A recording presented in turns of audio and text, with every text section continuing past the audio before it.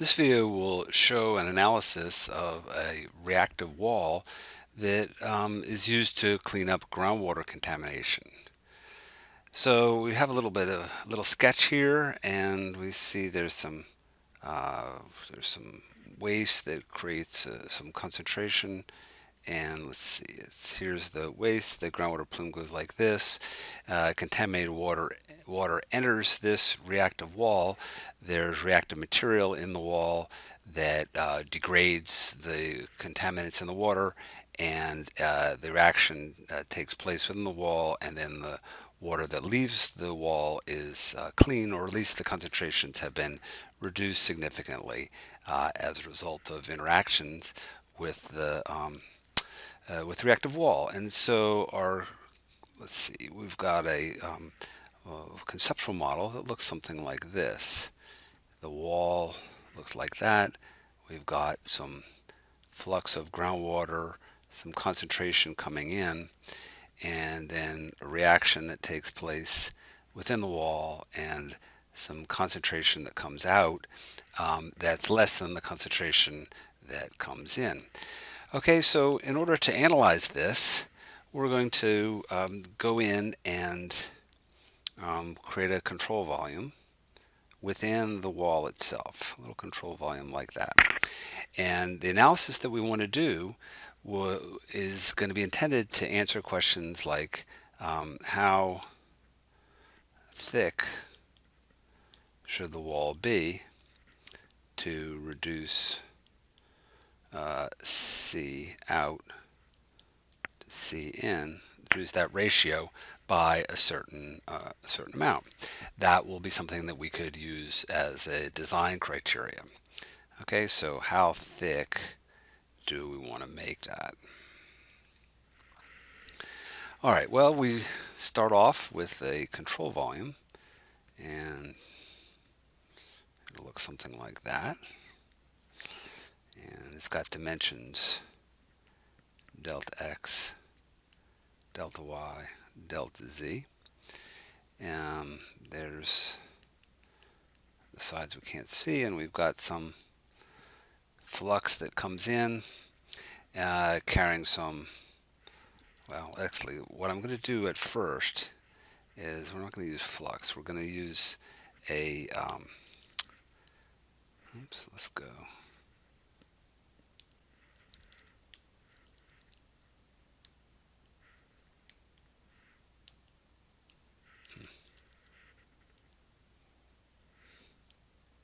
There we go.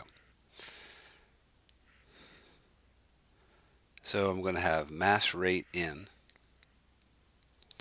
and mass rate out. And then some reaction that takes place inside of this block called Rxn.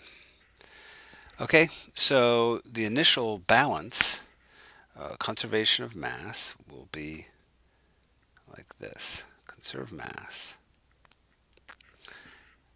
And if we say that, then that mass rate in equals, well, we'll take mass rate in plus the mass rate of reaction. This is the rate at which mass is created by reaction, and that's the mass rate out. Okay, so this is our basic conservation of mass statement. And we can then go and we'll come over here and we'll say, well, we're interested in applying the Taylor series. And this will be another way of thinking about the total differential. And so if this control volume is small, then the mass rate that comes out will be equal to the mass rate that comes in plus some small change in mass rate. And so if that's true, then we can say that this is also true. The mass rate out is the mass rate in plus the gradient in the mass rate times delta x. Okay, well, so we're going to take this and that and substitute. So we'll do that. We got mass rate in plus mass rate of reaction equals mass rate in plus dmass rate dx delta x. Okay, so that's just substituting this stuff in over here. And what we see from that is that this cancels right there. So that's pretty helpful. That'll get us a little bit of a simpler expression. And let's just write that like so. So m dot in, or m dot dm dot dx delta x is, all right, so now let's work on this term here. This is the mass rate of reaction, rate of change of mass due to the reaction. And so what I'm going to do is to use kinetics to give us an expression for the mass rate of change. So if this is a first order reaction, then dc dt will equal minus k1c. That's by definition. So this is the rate of change of the concentration with time. So C is mass per volume of fluid. So we need to get the mass. So basically on the left side here, this is this thing right here is the mass, rate of change of mass per time per volume of fluid. So we need to multiply both sides by the volume of the fluid. Okay, so the way we're going to do that is multiply by the total volume, which is delta x, delta y, delta z, times the porosity. And so we're going to multiply both sides by that.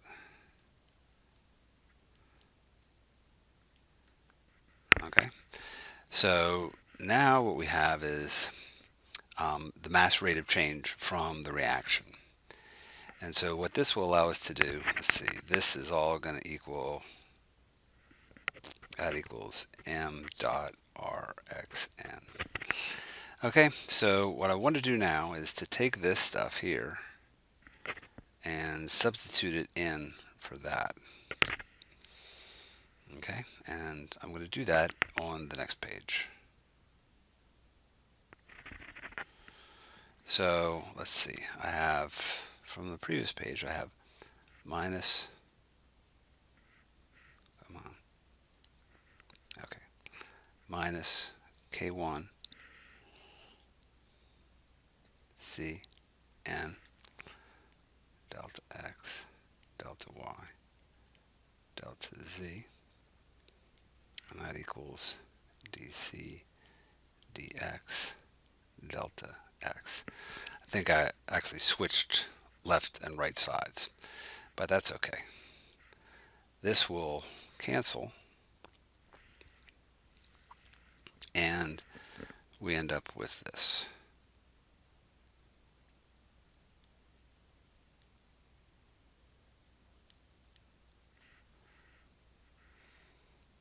Okay, so we go now to the next page, and we've got this expression that we got from the previous page by substitution, and we see that we can cancel out this term with delta x in it. And we also then can recognize that the mass rate, that's m dot, that's going to be the mass with time, and that will equal the volumetric flow times the concentration, where, let's see, Q is volume of fluid with time, Okay, and that's going to equal the flux, the volumetric flux, times the cross-sectional area, Z. And let me see, let me get rid of that Q. Gonna get in the way. Okay, so this stuff right here is Q, and we'll multiply that by C. Okay, so this gradient dm dot dx, if the flux going through this this control volume, little q, is constant and uniform, then we get just this. We get, it comes out of the derivative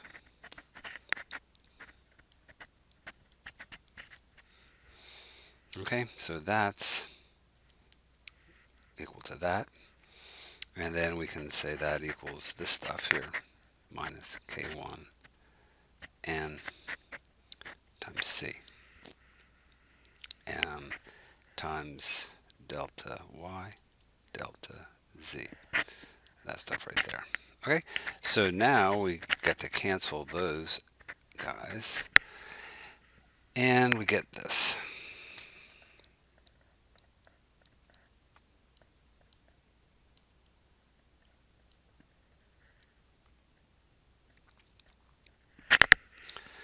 So there's the equation that governs the concentration distribution. This is that first order differential equation. And we can solve this by separation of variables.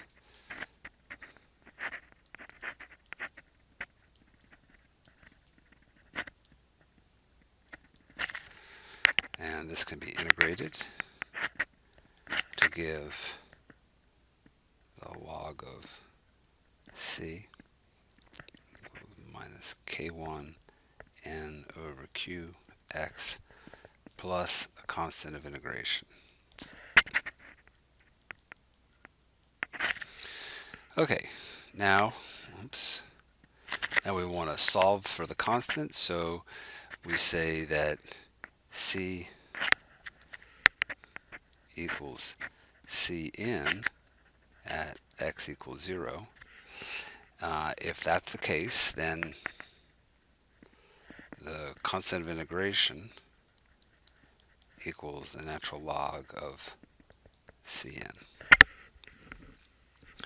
So we can substitute this in there, and we get the result.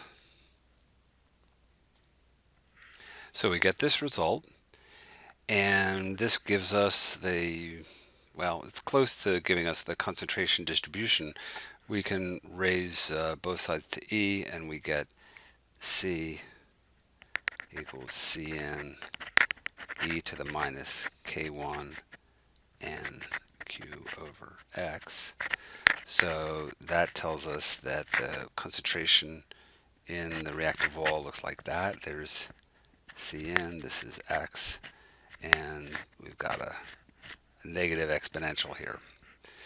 Okay, so that looks pretty good. We wanted to find out how thick the wall should be if the concentration is going to be reduced by 1 order of magnitude. So we can plug in C over Cn as 0.1, and that equals minus K1 n over Q x 0.1. This particular value of x, or the thickness, that gives us 1 order of magnitude of degradation.